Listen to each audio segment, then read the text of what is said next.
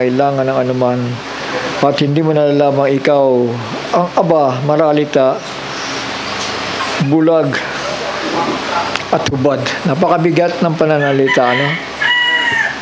So, say amen. Amen. Masyadong yung expectation natin, masyadong mataas. Akala natin, kapag tayo'y humarap sa hukom ay hindi tayo mahatulan. Pero kung mali yung naging judgment natin, ano, sabi nga merong written on the wall doon, sabi, tinimbang ka, subalit kulang. Amen? Huwag na masumpungan ng mga tao. Yung pinapayo ay bumili na sa akin ng gintong dinalisay ng apoy. Yung gintong pananampalataya, ano? Upang ikaw ay yumaman. Kasi ang tao, ang ano nila ngayon, yung kayamanang makalupa, ano? Di ba? Kapag ka sila'y pinayaman ng Panginoon, nakala nila, yun na. Ang pagpapalang ibinigay ng Panginoon dahil matuwid ang kanilang mga ginagawa. Pero in reality, kapag ka ikaw ay hindi marunong tumanaw ng utang na loob sa ginawa sa iyo ng Panginoon, sabi nga, ang ginawa mo sa maliit na ito ay sa akin mo yung ginagawa. Sino man tumanggap sa inyo, ako ang tinatanggap. Sino mang mag-reject sa inyo, ako ang nire-reject. Ganun kasimple mga anak, mga kapatid. Shall we say amen? Yung mga magulang natin, naghirap sa atin yan, mga yan. Hindi natin alam kung anong sakripisyo niyan. Pero, napakabigat.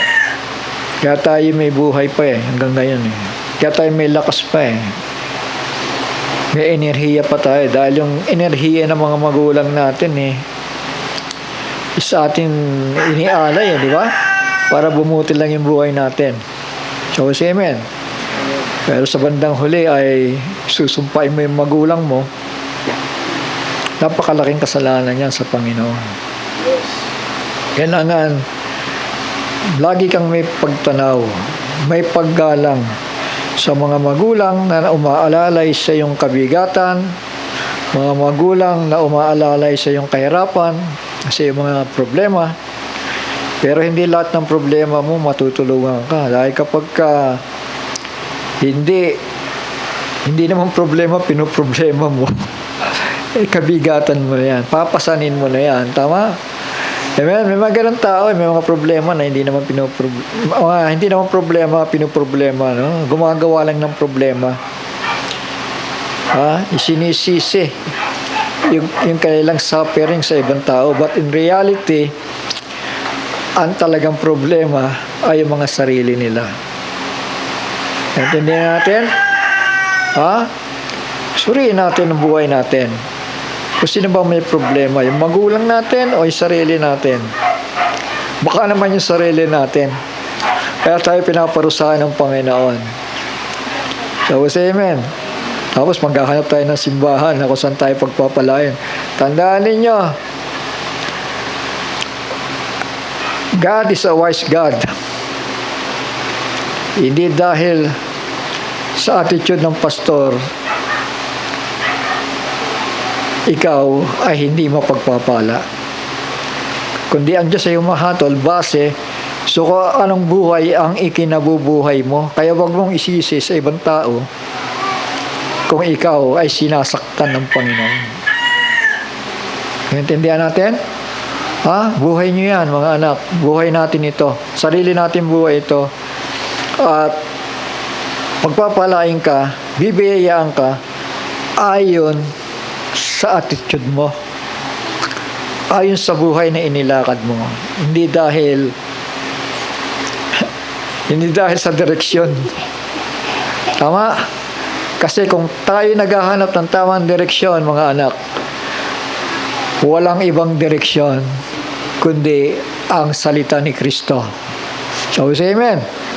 Ang sabi ng Panginoon, I am the way, the truth, and the life.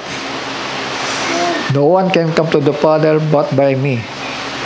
Pero ang mga tao, mas ginugusto pang pumaroon sa dako na tumatanggi sa liwanag. Papasanin ng tao yan. Naintindihan natin? Ang pananampalataya ay hindi dahil sa kaloob ng Espiritu Santo, kundi dahil sa kaligtasan na ibinigay sa bawat mananampalataya. Naintindihan po natin. Pumasyal kayo sa kaiglesiyahanan, mga anak, dahil doon nyo mararanasan na bawat simbahan pala ay may mga kaloob. Shall we say amen? Bawat simbahan ay may mga kaloob dahil tinatanggap ng Panginoon yan. Pero kapag nireject mo ang direksyon o mabuting direksyon na hinihanda sa iyo ng Panginoon na higit na makakabuti at binaliwala mo, sabi nga ng Panginoon, ang mga salitang ito na tinatanggihan ninyo, ay siyang hahatol sa inyo pagdating ng panahon. Maliwanag po, mga kapatid. Amen. Yung salitang ito na hindi pinamuhay ng mga tao, ito ang hahatol sa Kanya. Kaya huwag tayo masusumpungan, mga anak. Seryosong pananalita ko dahil ayoko mapahamak kayo eh. Huwag tayong masyadong kampante sa buhay natin. Kaya nga sabi ng Panginoon, magbantay.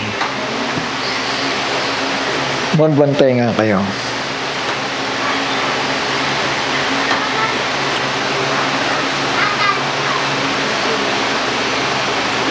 Proverbs 21 verse 20, there is treasure to be desired and oil in the dwelling of the wise, but the foolish man spendeth it up. May mahalagang kayamanan at langis sa tahanan ng pantas, ngunit ito'y sinasakmal ng mangmang. In other words, mga anak, only the wise shall understand. Amen. Bakit ako nagsasalita ng ganito? Kasi ayoko kong masisi. Kung paano ko iniingatan ng sarili ko at ang pamilya at ang simbahan. Ayoko masisi. Ayoko nga harap sa Panginoon na hindi ginawa ang dapat gampanan bilang bantay. Wala niya, mabigat ang trabaho ng bantay eh. Yan ang sinasabi nga ng Panginoon sa akin eh. Mahatagal na panahon na pinagbabantay kita. Anong ginagawa mo? So ayoko na marinig pa uli yun, mga anak. Nakatanim na sa isipan ko yun. Ang ibig sabihin ng pagbabantay, pangangalaga sa wastong kaparaanan upang ang iglesia ay malinisan ng salita at hindi ng kung ano mga bagay. So say amen. There is oil and treasure to be desired in the dwelling of the wise. Now, kapag tinanggihan mo ang leadership, tandaan natin kung paano sa panahon ni Noah, may leadership, tama? Sino? Si Noah. Pakinggan niyo si Noah. So, amen. Sa panahon ni Enoch, may leadership. pakinggan nyo si Enoch. Panahon ni Elijah, pakinggan nyo si Elijah. Panahon ni William Marion Branham, pakinggan nyo si William Marion Branham. May leadership. Merong laging major leadership. Panahon ni Brother Jackson, pakinggan nyo. Abay, kaya ang end time ngayon paikot-ikot eh. Kasi, mali ang naging direksyon. Mahirap na hilutin yan, maliban na pagsisihan ng tao at manumbalik sa katotohanan. Nagpakilala na ang leader sa panahong na siya nabubuhay pa ng isang tao na maaari magdala sa atin sa rapturing faith. Pero sige ang tanggi ng mga taong ito, ano? At ibinasura pa.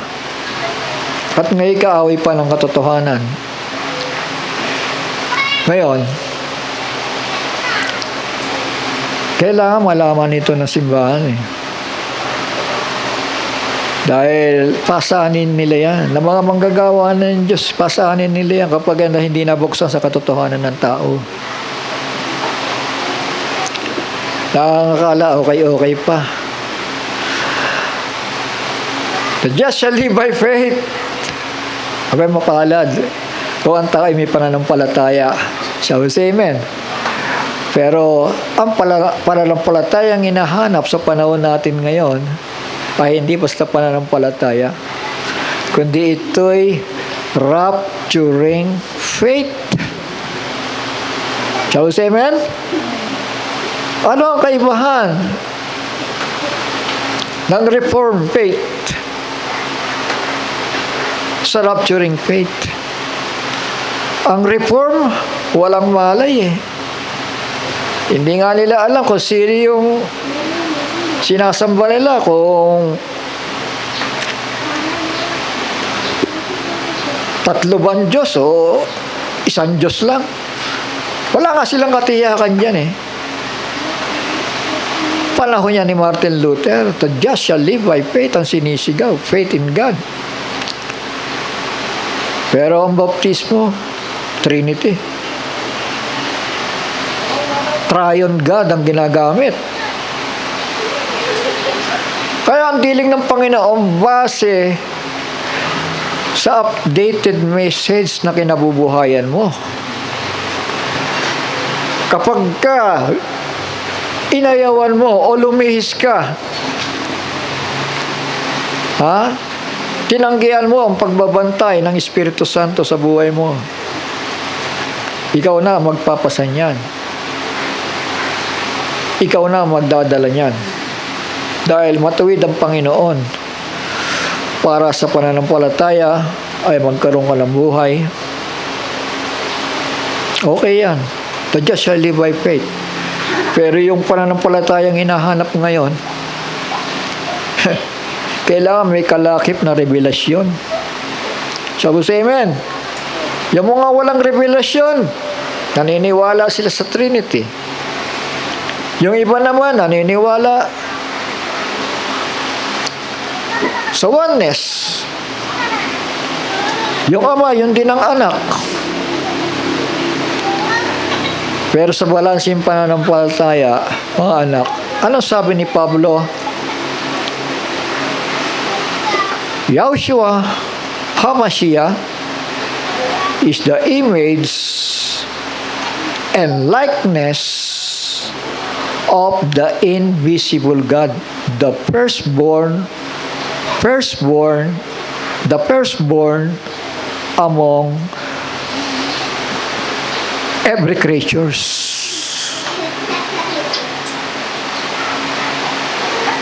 So we say amen.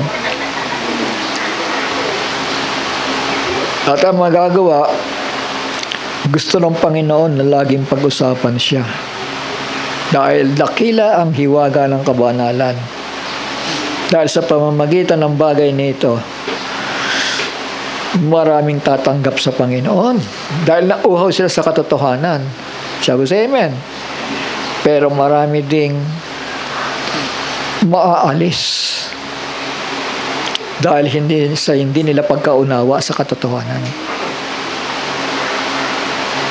Shall we say amen? Ha? Meron pong wind of doctrine sa end time. At kapag hindi ka kumapit sa doktrina ng Biblia, 5 months tormention. Pinaalam na sa atin ito, mga anak. Baka hindi pa nila nakikilala si Abaddon. Nakasulat po yan. Sa sino mang tatanggi sa pagparito ng Panginoon sa panahong ito, the Lord will descend from heaven with a shout, with the voice of archangel. Preparasyon yan. Before the sound of the trumpet. Para ang tao ay ma-rapture. So, kailangan natin paghandaan talaga ito, mga anak. So, sa nakikita natin ngayon, sa kaguluhan sa Middle East. Shall we say amen?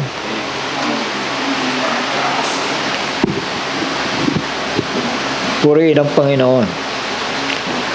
Matthew chapter 3 verse 12, whose pan is in his hand? Si Kristo may pamaypay. And he will thoroughly purge his floor. Lilinisin niya yung flooring niya. And gather his wheat into the garner, but he will burn up the chaff with unquenchable fire. Kapag ang isang tao ay walang Espiritu Santong namamahay sa kanya, maaalis at maaalis siya dahil sa pamaypay. Shall we say amen? Sa panahon ng tag-ani, iihip ang malakas na hangin. Kaya ang epektado dito, walang iba kundi ang bride eh. Tama? Pagdating sa pamaypay, ang bride ang may nakakaranas nito. Dahil humahalo yung mga unbeliever at make-believer eh. Shall we say amen? Humahalo. Ginagawa nilang ang salita ng Diyos ay pakinabang. Pero pagdating sa pagmamahal sa salita ni Kristo, mga walang patotoo eh. Shall we say amen? Dahil ang gusto lang, kayamanang makalupa. Shall we say amen? Pero yung i-testify ang kabutihan ng Panginoon, malabo yan. Shall we say amen? Mga tao hindi marunong gumalang sa mga manggagawa ng Diyos. Yung mga nagmamalasakit sa kanilang kaluluwa, ang nakikita lang nila yung isa abang tao, yung dalawang nagpupumilit.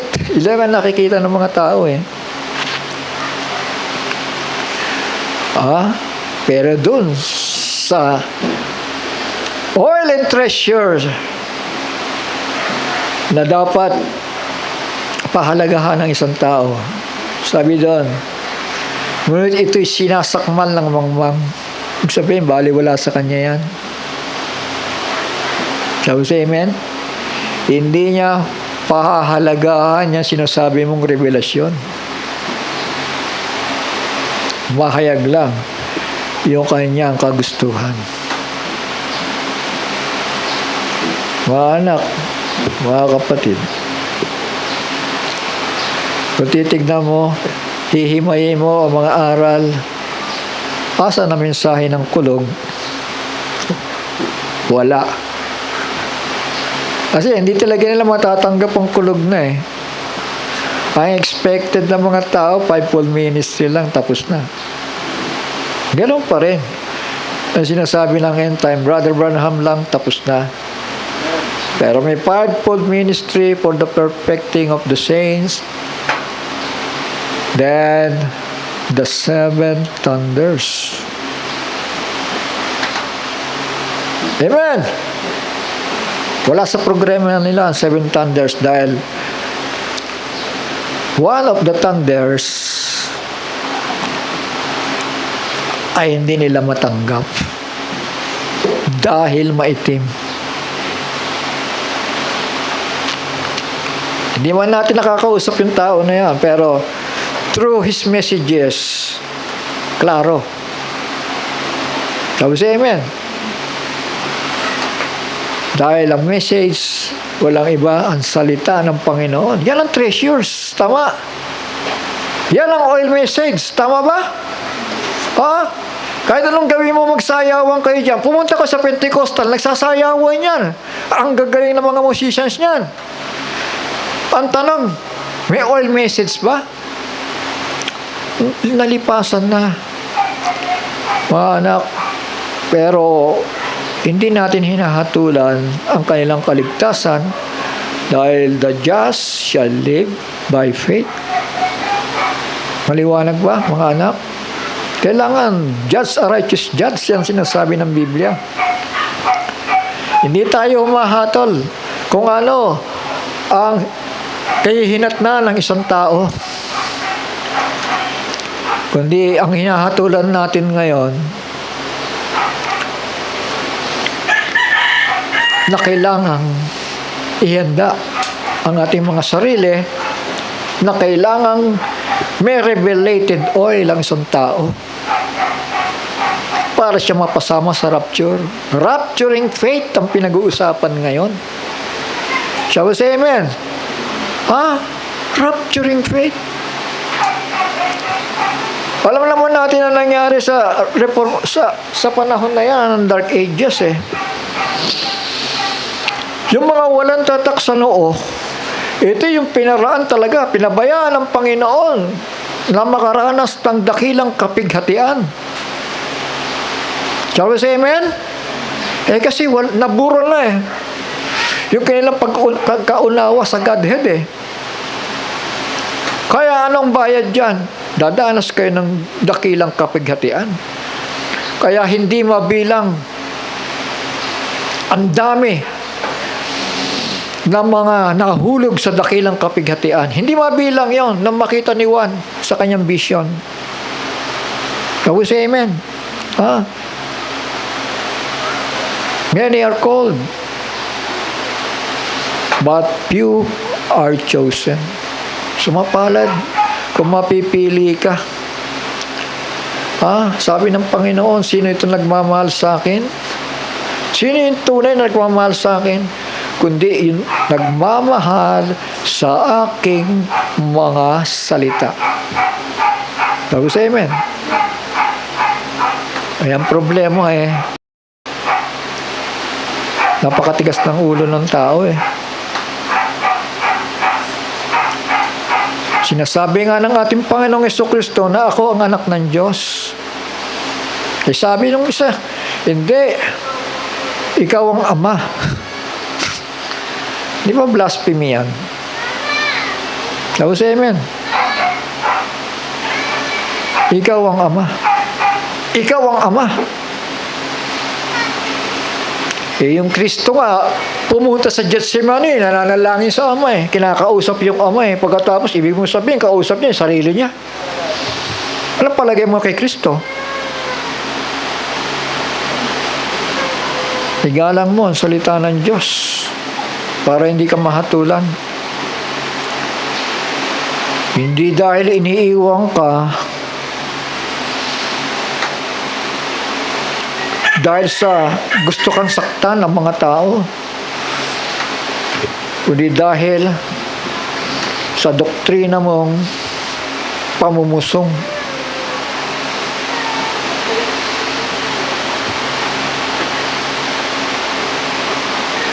Mediator ang namatay. Kaya hindi naman pwede mamatay ang Diyos eh.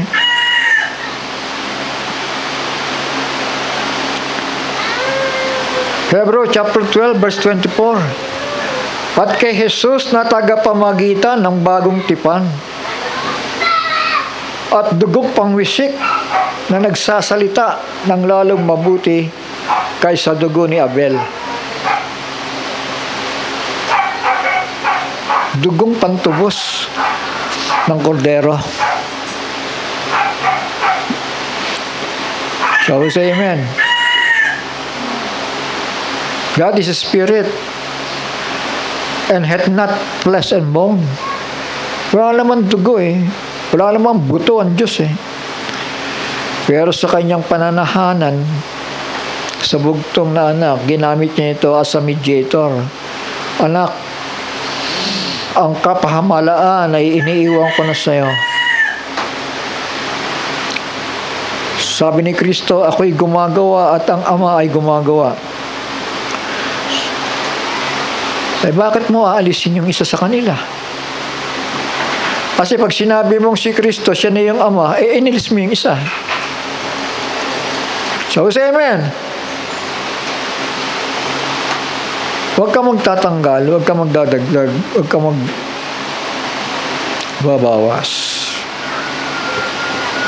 Gumagawa ang anak at ang Ama ay gumagawa rin naman. Amen? Amen. Siya nagsalita niya si Kristo.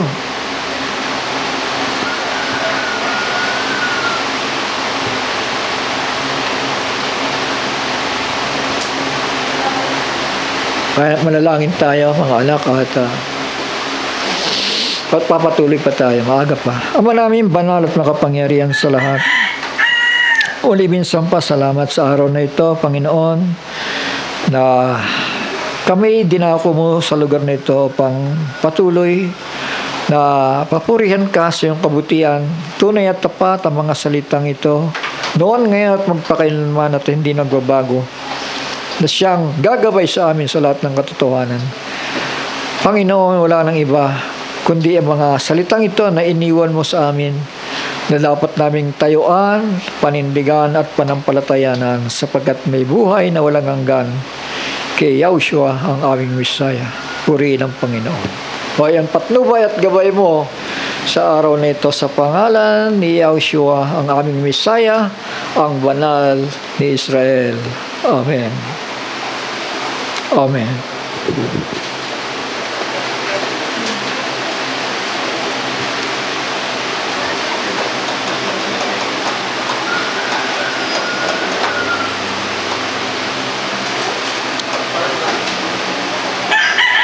Gusto kong kumonek eh. May nakakonect ba? Ako muna.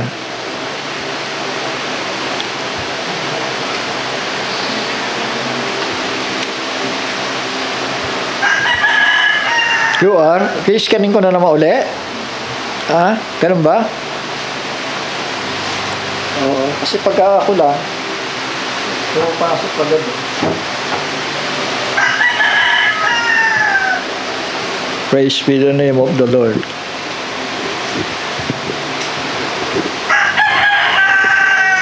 Hallelujah.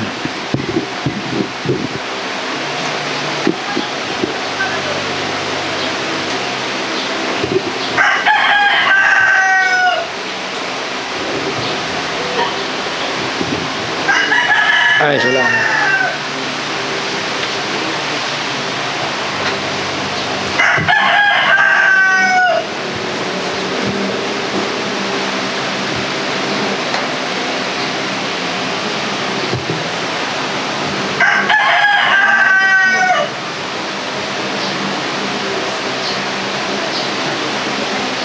So ito, mga anak,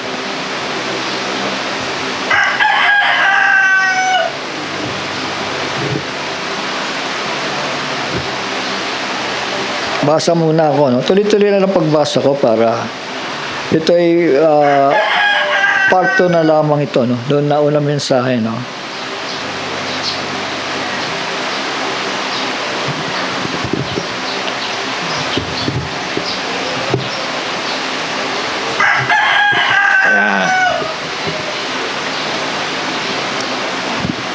So, Zechariah chapter 14 verse 9,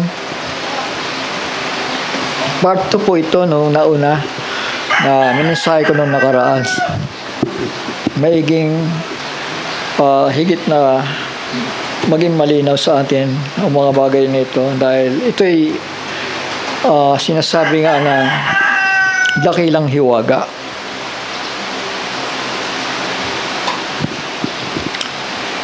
Revelation chapter 14 verse 9, and Yah as in hallelujah, shall be sovereign over all the earth. In that day, there shall be one Yah, and His name one. Shall we say amen? Magiging isa lang ang gagamiting pangalan sa Kanya. Shall we say amen?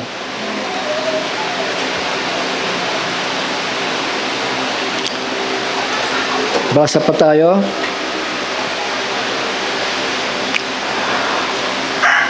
Paano nangyayari yon? Dahil sa panahong kinabubuhayan natin ay napakaraming pangalan ang ginagamit sa makapangyarihan sa lahat. Shall we say amen? Ha? Yah is His name. Yung Shua meaning salvation. Kumbaga, dinuktong lang yan sa kanyang pangalan. Tama.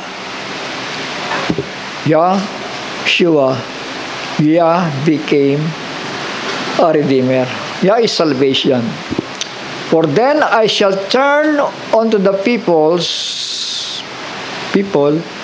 a clean lip,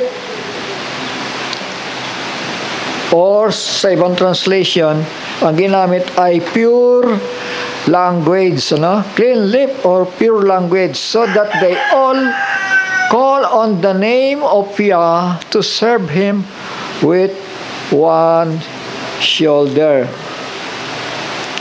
To serve Him with one mind, sa ibang kaisipan, one mind. They shall call on the name of Yah. His name is one. Dahil ang purpose nun, para yung pangalang maka-Diyos ay maging katanggap-tanggap. Dahil ayaw ng Panginoon na gumamit ng ibang pangalan na hindi meaningful para sa Kanya, Shall we say amen? Kaya nga yung sinasabi po doon na aalisin niya sa ating mga bibig, sa mga believer yun, yung pangalang ipinangalan sa Kanya na tinawag niyang names of Baalim.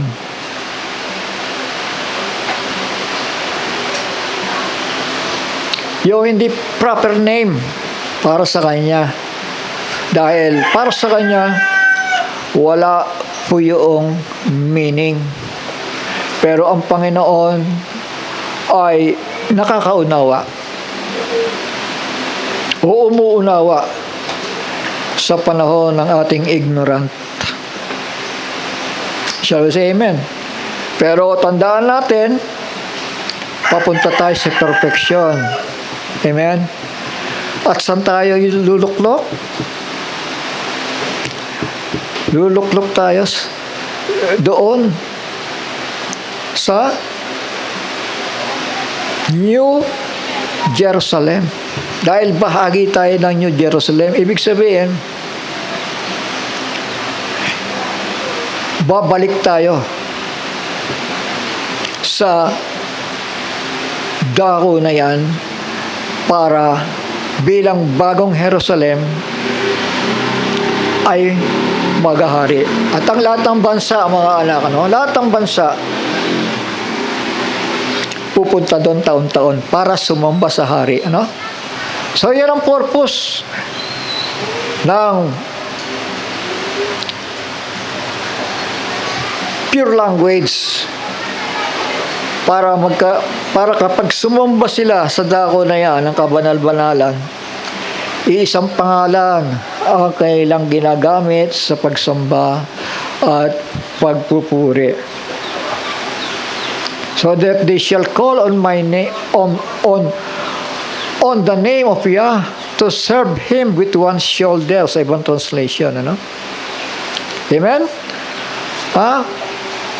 Kaya nga, ipapahintulot Naaalisin na yung names of Baalim, meaning yung ginagamit na mga salita na hindi ayon sa pangalan na ipinagkaloob niya para sambahin natin. Naintindihan? So, yun ang purpose ng pure language or clean lip na sinasabi ng Biblia, mga anak. Revelation chapter 3 verse 12. Puntahan muna natin ito. Napakahalaga ng pangalan. Ulitin ko.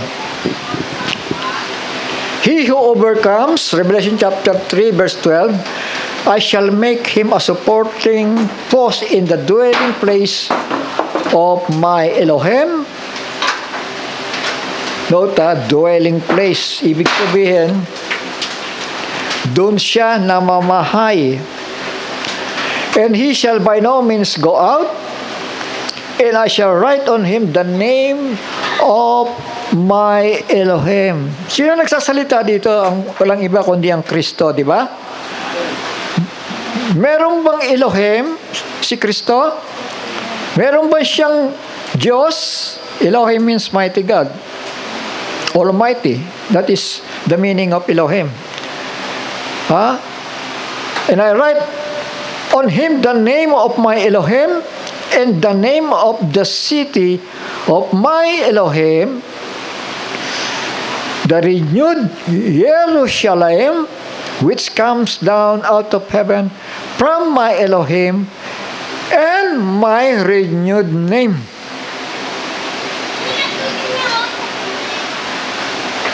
Yung name of Elohim itatatak na saan? Sa kanilang mga ulo. Tama? Pero yung bago niyang pangalan, wala pa. So, amen.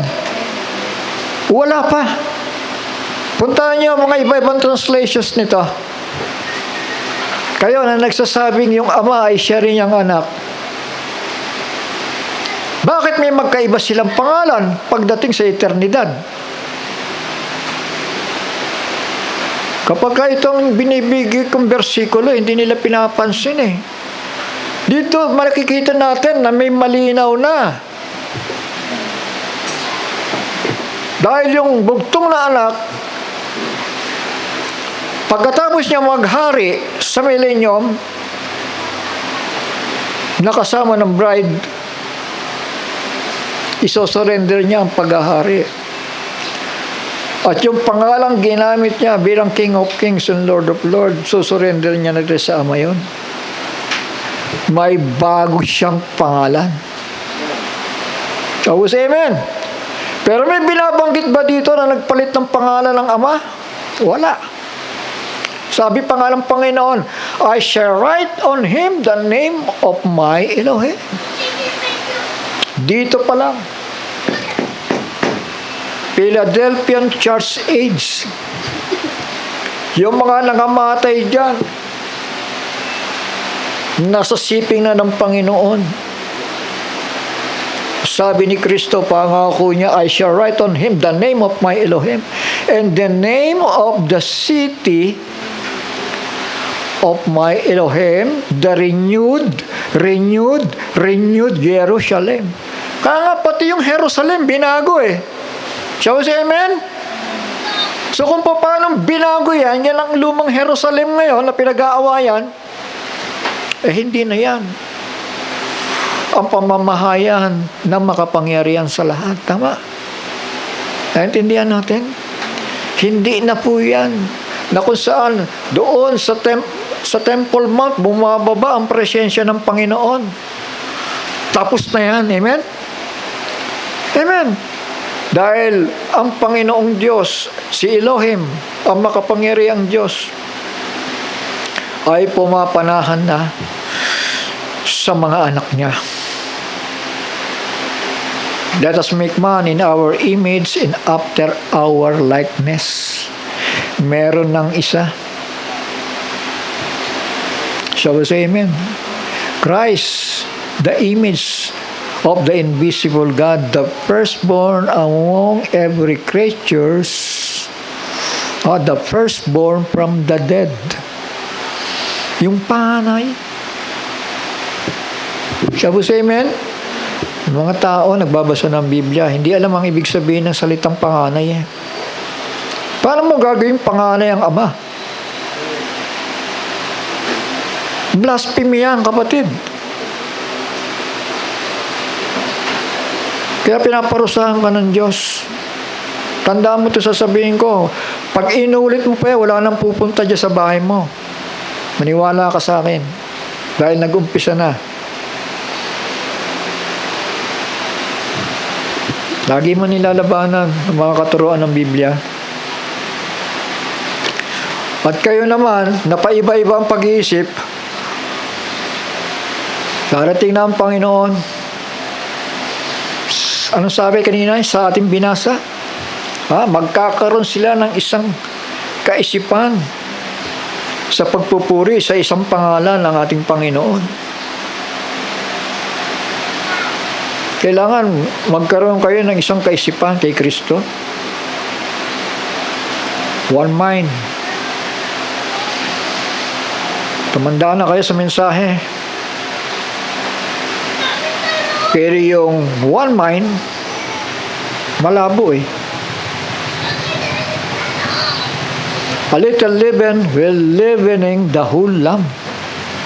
Konting libadura ihalo mo sa tinapay. Hindi mo na malasahan yung totoong tinapay.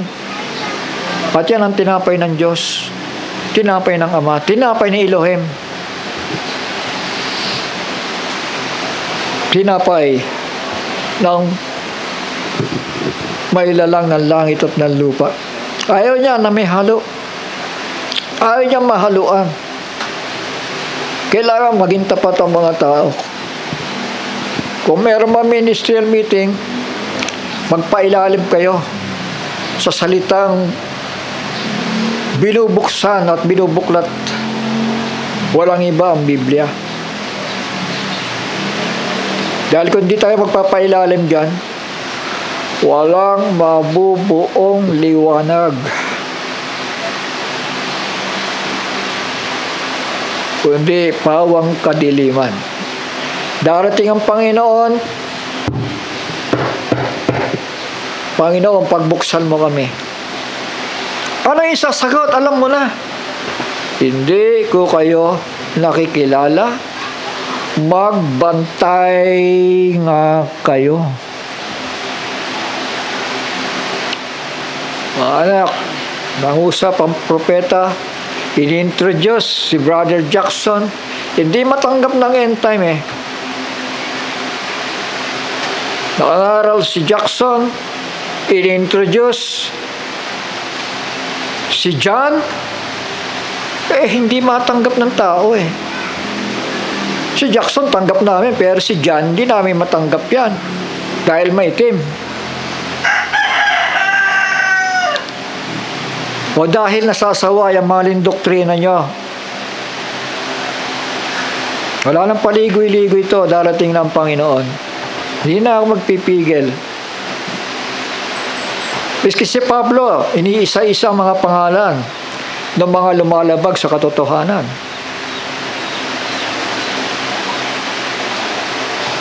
Huwag yung sisihin ng tao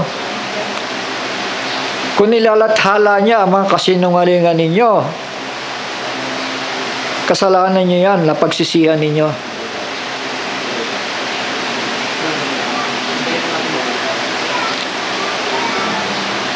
Kasalanan niyo yan. Kung mag-iimbento kayo ng mga uri ng ministry na hindi naman biblical.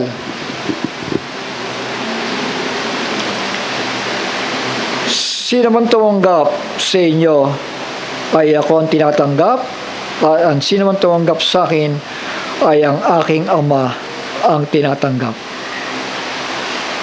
Ganon kasimple ang pananampalataya.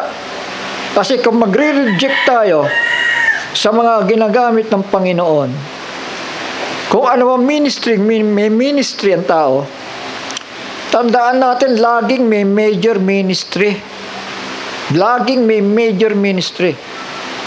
Lalo na papunta tayo sa kasakdalan, papunta tayo sa voices of thunders.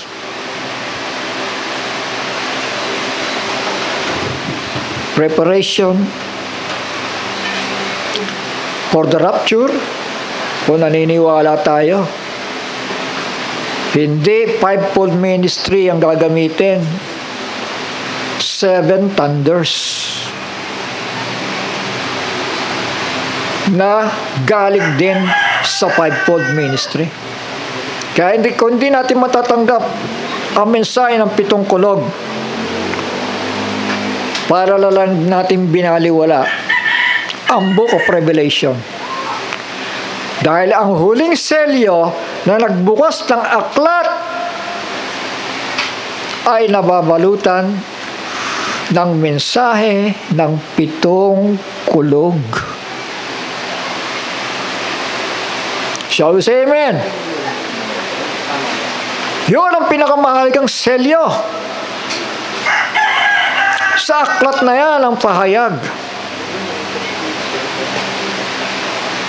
The voices of the 7 thunders.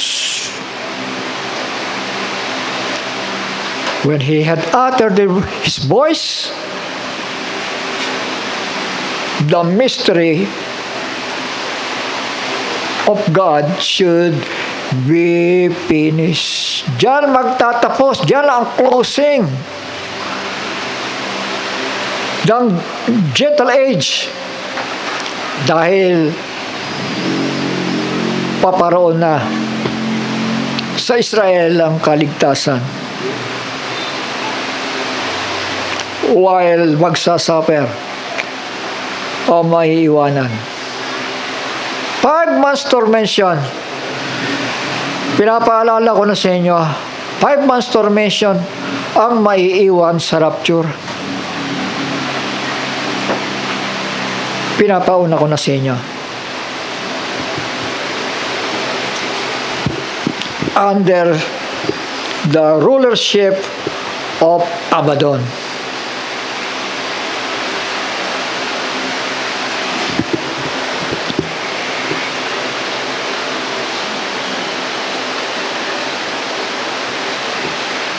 Yung pangalan na yun, napakahalaga eh.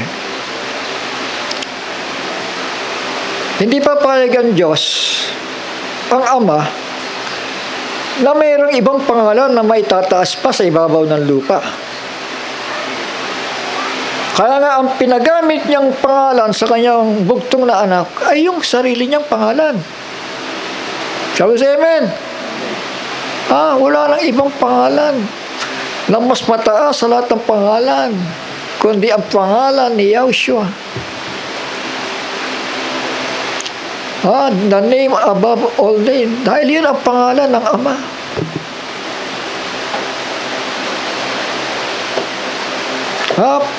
For a child is born, unto us a son is given.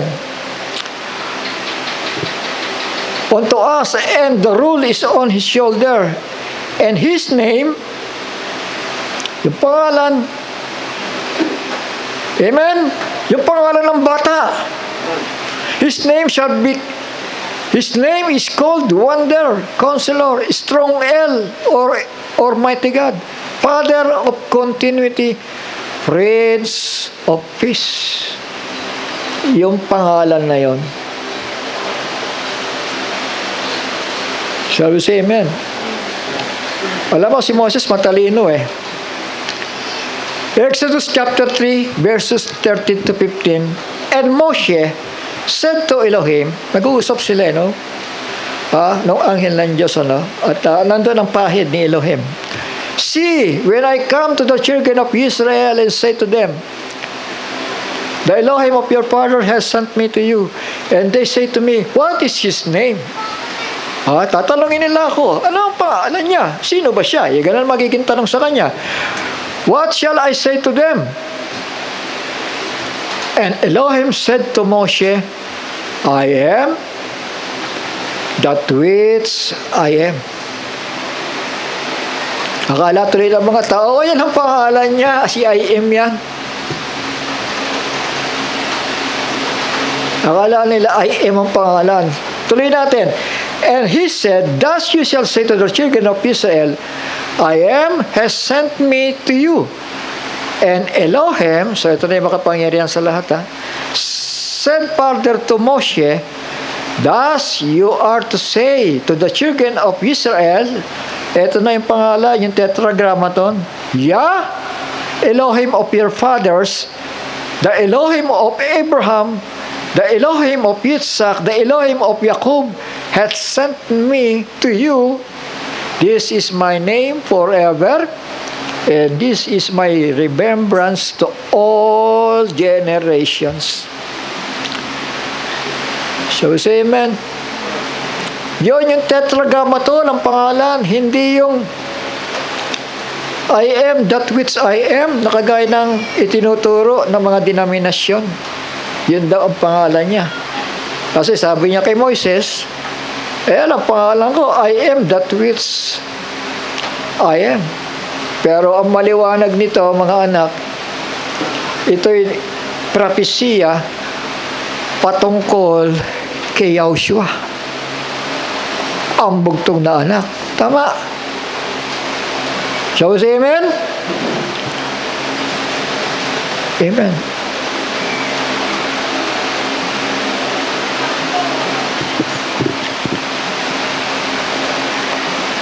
Thus shall you say to the children of Israel, I am sent me to you.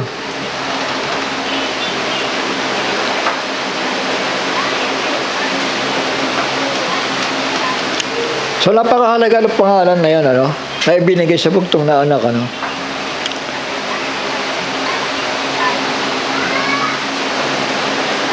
Sa Acts chapter 4, verse 12, and there is no deliverance in anyone else, for there is no other name under the heaven given among men by which we need to be saved. So, yun yung pangalan na yun. Para maligtas ang tao. Ibinigay na po sa mediator. As a mediator of the new covenant. Siya na ang papagitan, siya na ang gagawa para maibalik ang tao sa kanyang tagapaglikha.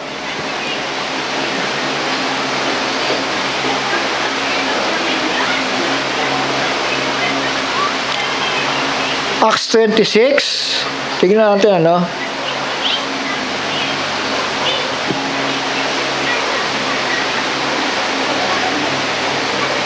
So ito, bumaba yung anghel ng Diyos kay Pablo, taglay ang anointing ni Elohim.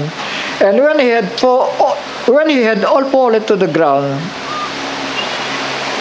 si Pablo, napatira pa sa lupa, I heard a voice speaking to me and saying in the Hebrew language, Shaul, Shaul, why do you persecute me? Bakit mo ko pinag-uusig, Shaul? Bakit yung aking mga alagad ay pinapapatay mo? Nangusap ang Panginoon sa kanya. It is hard for you to kick against the prods. And I said, who are you, Master? And he said, I am. Yung ginamit wikang Hebrew Amen? I am Yahushua, whom you have persecuted.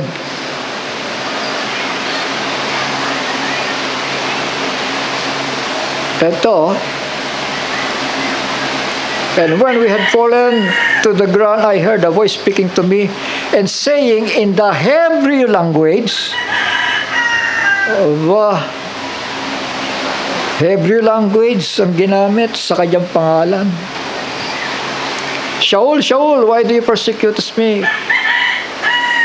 It is hard for you to kick against the prods. And he said, who are you, Master? And he said, I am Yahushua, whom you persecute. Wala pang King James Version yan. Wala pang ibang version yan ng Biblia. Shall we say amen? Ito ay Book of Acts. Ano ang ginamit sa kanyang pangalan? Hebrew language nga eh.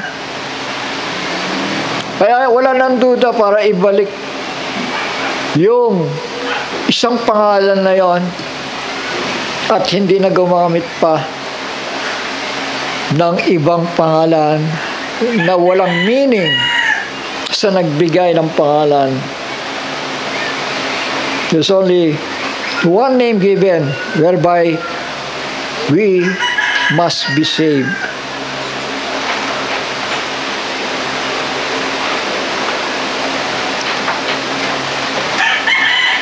Tingnan natin si Yahushua na nagpatotoo. Because the words which you gave to me, I have given them. You see? And they have received them and have truly known that I came forth from you. Yung mga salita na yon, hindi talaga nagmula doon sa bugtong na anak, kundi doon sa ama na nagsusugo sa kanya. Ha? And they believe that you sent me.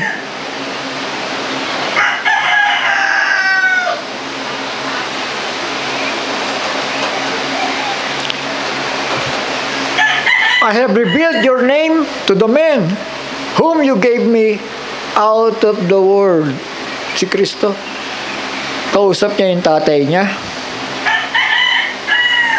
They were yours and you gave them to me and they have guarded your word. So yan. So say amen. Napakahalaga ng pagbabantay sa mga salita. Pinahayag ko sa kanila, Ama, ang iyong pangalan. They were yours and you gave them to me. You see, as a mediator, and they have guarded your word.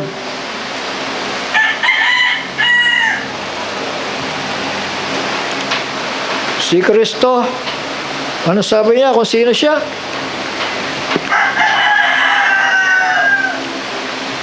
Do you say of him whom the Father set apart and sent into the world, you are blaspheming? Ito yung mga Hudyo, no? Na kumukontra sa kanya.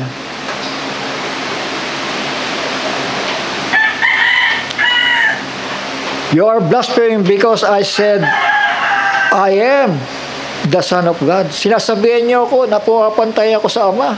Pumapantay ako sa Diyos. At mamumusong. Hindi ko naman sinasabi na ako ang Ama. May iba nagsasabi niya na siya ang Ama. Ano siya, amen? Sino? Yung mga tao ito. Ano sabi ng Panginoon? I am the Son of Elohim. Anak ako na makapangyarihan sa lahat. Pero kayo, taliwas sinasabi ni Kristo. Para sa inyo, ang sinasabi ninyo, hindi, ikaw ang Ama. Ganong si Kristo, ang sinasabi niya, ako ang anak ng Ama. Ako ang anak na makapangyarihan sa lahat. So you see, kaya ito, tuwirang sinasabi ko na blasphemous, ano yan, revelation yan eh. Kung revelation, sanggaling na revelation yan. Hindi galing sa Diyos yan. Si Pedro, bagamat hindi pa pinapanahanan ng Espiritu Santo, pero may revelasyon na siya. You are the Christ, the Son of the living God. Kaya say amen. Hindi niya sinabi, ikaw ang Ama eh. Saan ka nakakitang alagad ni Kristo na sinabihan si Kristo na siya ang Ama? Wala, ikaw lang yon. Yung isa, bumaliktad pa. 3 na kayo ngayon. Blasphemy yan. Gusto kong iparating sa inyo ito. Blasphemy yan. Alam ko na, nanonood ka ng mga videos eh. May bagong pangalan si Kristo. Hindi pa alam yon. Pero yung Ama, fix ang kanyang pangalan. Dahil hindi mabubura ang salitang Hallelujah, Hallelujah, Hallelujah. Na kapag tinurn over na ni Kristo ang kaharian, sa eternidad may bago na siyang pangalan. Pero mananatili siyang wangis at larawan ng Diyos na hindi nakikita. So, say amen. Malinaw? Malinaw? Mananatili siyang imahen ng Diyos na hindi nakikita, ang panganay sa lahat ng nilalang. So, alam natin. Kung ano ibig sabihin ng panganay, ano? Sa magkakapatid, di ba? Iginagalang. Itinataas, kinikilala. Amen. Amen. Mananatili yon. Hindi yon nagbago. Hindi yon inalis. Ang inalis, yung paghahari sa 1,000 years na kasama natin, ano? Sabi sa amen? Dahil pagpasok ng eternidad, ang Diyos na mismo ang maghahari sa lahat ng kinapal. Tama? Amen? Yun ay reward sa atin at doon sa nagtagumpay sa krus ng Kalbaryo.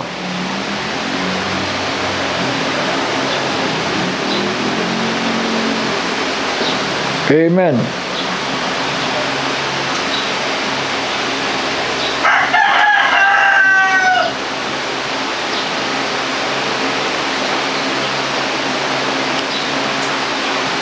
Pinaintulutan lamang sa panahong ito dahil sa ating kaignorantehan, ano?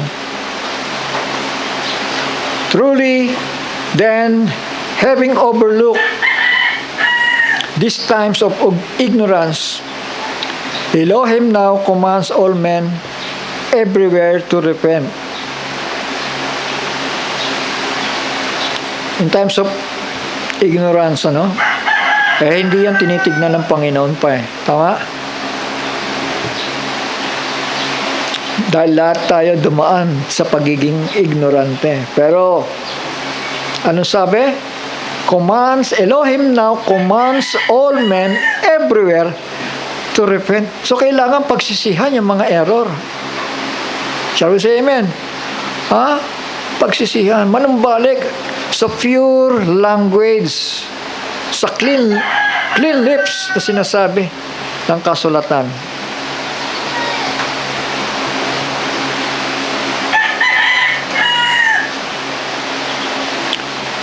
So ito yung mga IM, ano? Isa-isayin lang natin, ano? John 14 verse 6, Yahshua said to him, I am the way, and I am the truth, and I am the life. No one comes to the Father except through me. So yung mga katangian na yun, ano? Katangian ng Ama yun eh. So we say amen. Yung mga I am ni Kristo, hindi mo sabi ng Ama, Moses, I am that I am. Ako yun, si I am. Nakikita ba natin? God is all-knowing kasi. Tumuturo ang Panginoon Diyos. Doon, sa panahon ni Moses, I am that I am. Ibig sabihin, ito, makikilala ninyo ako sa pamamagitan nito. Amen? Ito na nga ngayon. Yahshua said to him, I am the way, and the truth, and the life. No one comes to the Father except through me. Ano sabi ni Kristo? Ang mga salitang ito ay hindi galing sa akin, kundi sa Ama na nananahan sa akin. Siya ang nagsasalita nito.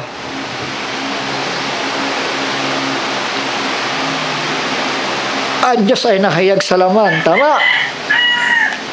Shall we say amen? Ang Diyos ay kumikilos sa bigatin sal. Gumagawa anak, gumagawa rin ang Ama. So yun yung I am. John chapter 10 verse 7. Yahshua therefore said to them again, truly, truly I say to you, I am the door of the sheep. So yun yung mga I am.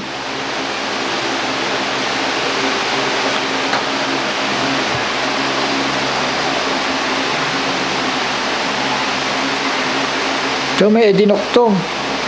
I am the door, whosoever enters through me, he shall be saved, and shall go in and shall go out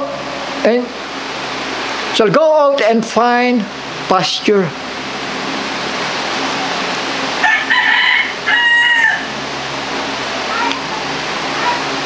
So yun, the good shepherd, and the good shepherd lays down his life for the sheep. So another I am ito. So say amen. I am that I am. Sinasalita na niya ngayon sa panahong ito, I am, I am, I am. So say amen.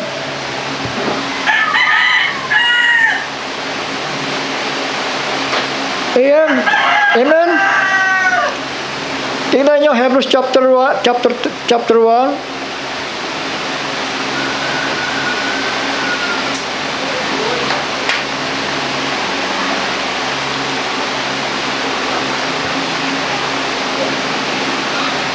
Elohim, having of old spoken in many portions and many ways to the fathers by the prophets. Sa lumang panahon, nangungusap siya sa pamamagitan ng mga propeta. Shall we say amen? Dito ka nangungusap ang Diyos, di ba? Shall we say amen? Amen. Kaya nag-interpret na dyan at sinasabi ako. Ito ang sinasabi ng Panginoon. So sa panahon ng lumang tipan, may mga propeta na ginagamit. Tama? Sa verse 2, has in these last days spoken to us by the Son. Ayun na Moses. Yung mga I am na yun. Ipinakikilala na ng aking bugtong na anak. That in this last day spoken to us by the Son, whom He has appointed heir of all, through whom also He made the ages. Appointed, inappoint siya ng Ama. Who being the brightness of the steam, brightness of His glory, and the exact representation of His substance. Kaya nga image and likeness of God si Kristo eh. Intindihan natin yon? Hindi aalis yung makapangyarihan sa lahat na nanirahan sa Kanya. Dahil pag sinabi mong siya na rin yung Ama, siya na rin yung anak, meron nawawala eh. Tama. Merong inaalis kapag sinabi mo na siya rin yung Ama. Kundi, merong Ama na namamahay sa bugtong na anak. At siya yung exact representation of His substance and sustaining all by the word of His power, having made cleansing of our sins through Himself, sat down at the right hand. Ano yung right hand yun? Right hand of power. So say amen. Of the greatness on high. Yun ang makapangyarihang may likha ng langit at ng lupa.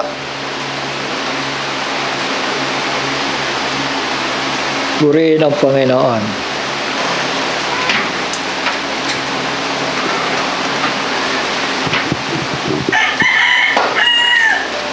Revelation chapter 1 verse 8, I am the Aleph and the Tau. So Sa King James Version, I am the Alpha and the Omega, beginning and end, says Yah, who is, who was, and who is to come, the Almighty. Shall we say amen? Sino sa puntong ito ang nagsasalita nito? Walang iba kundi yung anghel na nagpakita kay Juan. Tama. Ginagamit din niya yung I am na yon, ano? Yung pangalan na yon.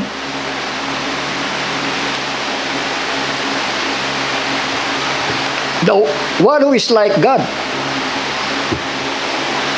The angel of seal.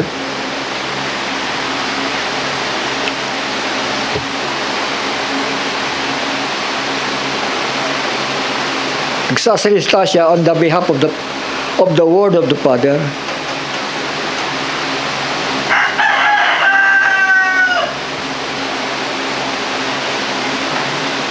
So ito. And in the midst of the seven lampstands, may versikulo na, no? Babasa niyo naman, di ba?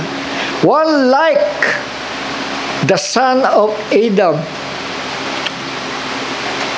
One like son of Adam.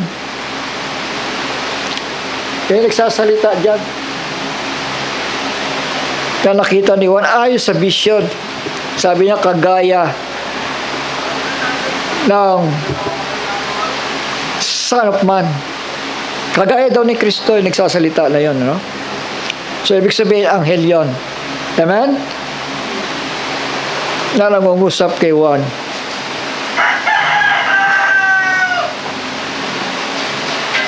At ginagamit yung pangalan na yan na makapangyarihan sa lahat.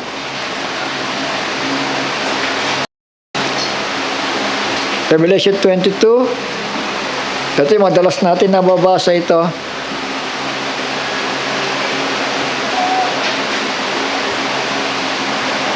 Yan.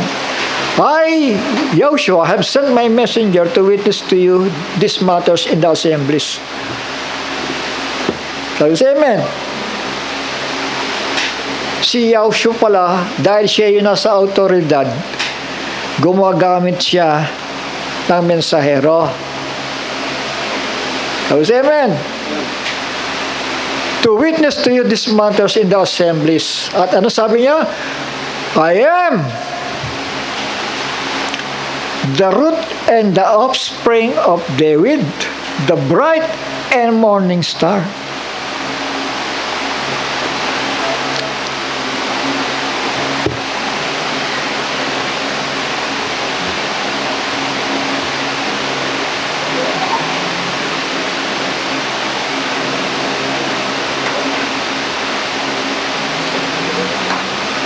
Tignan niyo yung verse 8, ano?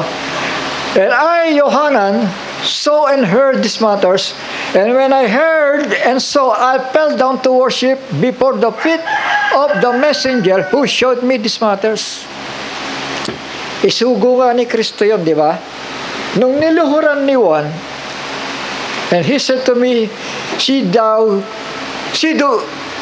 do not, for I am your fellow servant, and of your brothers the prophets, and of those who are guarding the word of this book. Worship Elohim. Sambahin mo ang makapangyarihan Diyos. Yun ang bilin sa Kanya. And he said to me, do not seal the words of the prophecy of this book, because the time is near. So yan ang dealing ngayon sa atin, mga anak. Para sa atin ito, na antimano'y nakaselyo. Pero once na ito'y binuksan na, mga anak, ito na ngayon para sa atin ang magbantay. Kung ano ba ang sasabihin, kung ano ba ang meron sa mga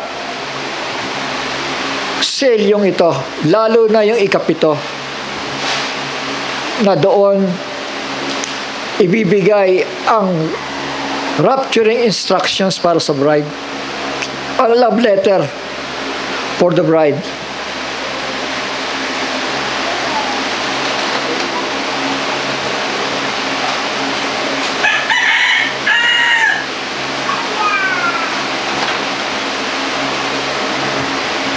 So ganito, kaselan, ano? For I witness to everyone hearing the words of the prophecy of this book, if anyone adds to them, Elohim shall add to him the plagues that are written in this book.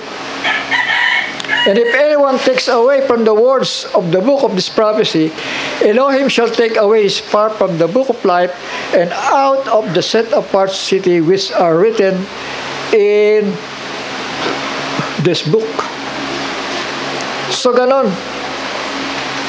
Napakahalaga, mga anak, ng bawat kasulatan.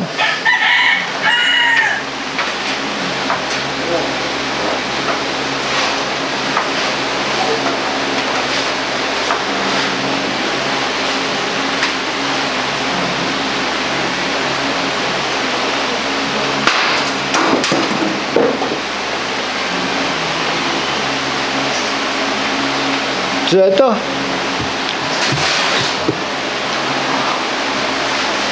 while I am in the Word, I am the light of the Word. You see? I am that I am. Ipinakikilala ng bugtong na anak ang liwanag, walang iba kundi ang Ama.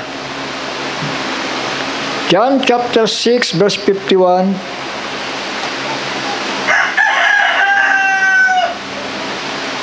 I am the living bread which came down out of heaven. If anyone eats of this bread, he shall live forever.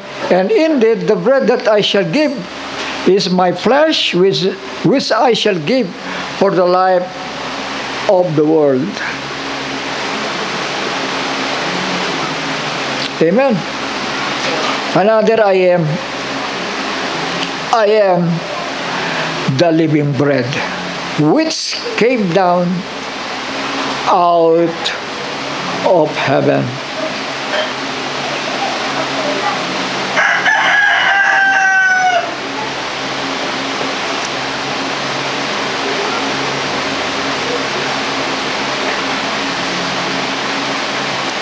May nagtanong nga kay Jesus saan ba si Jesus dito?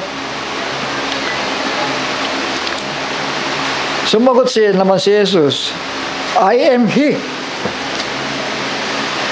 Kaya sabi naman nila, kita mo, I am He, sabi niya. Big sabihin siya yung Diyos. Sinagot lang naman niya yung tanong I am He. Tinatanong niyo kung nasan si Jesus di sinagot ko, I am He.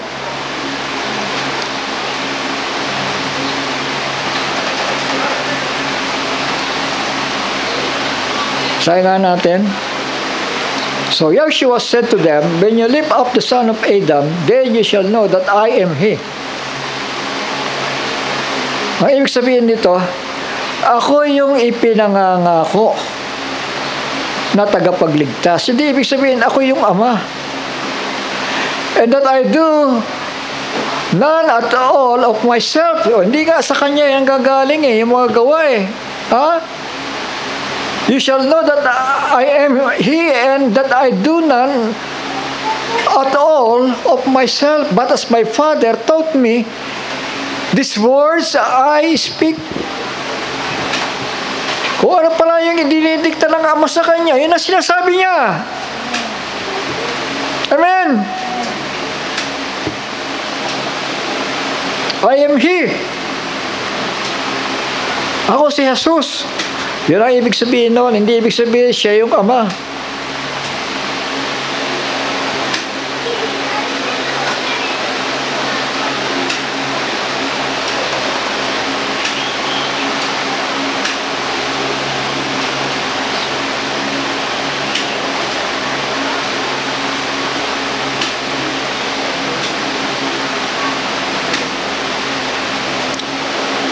Anak.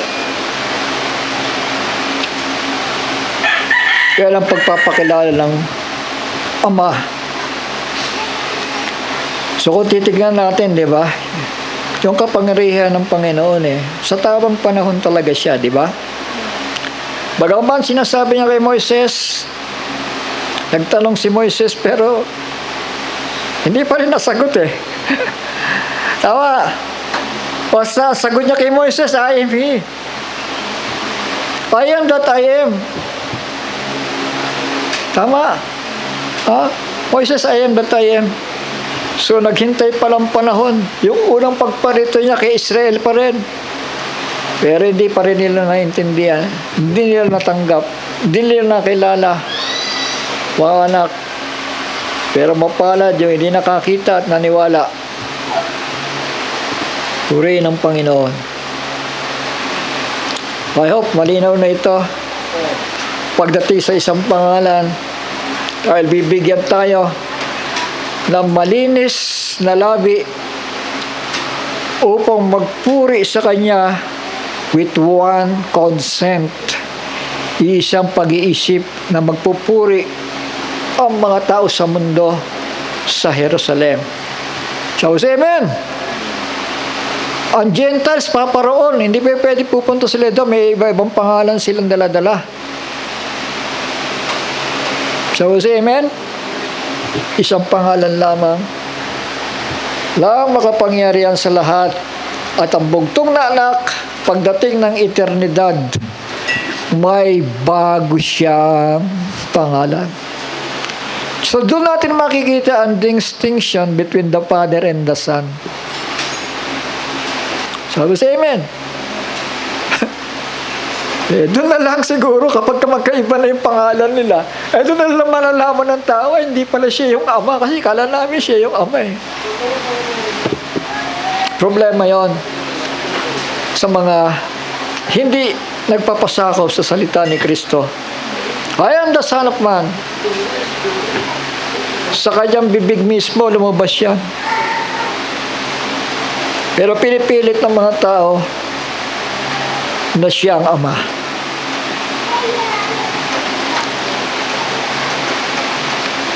Iba yung ama na nananahan sa kanya, no? At iba rin yung image of the invisible God. The firstborn among every creatures. Ang Diyos, hindi naman nilalang ang Diyos eh. Paano magagawing creatures ang Diyos? Siya nga nag-create.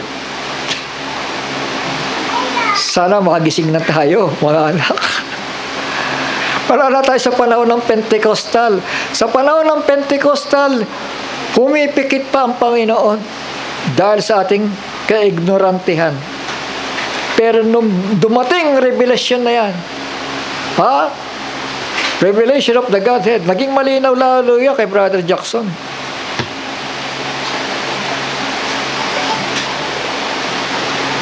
Amen. Knowledge shall increase in the last days. At hindi natin matatanggihan ang katotohanan, mga anak. Sige po, purihin ang Panginoon. I hope itatak natin ito, no? Sa mga kaisipan natin at puso natin. Para hindi na tayo magpabalik-balik. Tulad ng marami na nagdududa sa bawat salita na nasusulat na.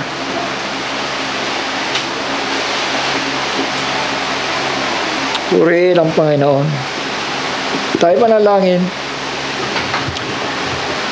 Ama namin banal at makapangyarihan sa lahat. Muli Panginoon, salamat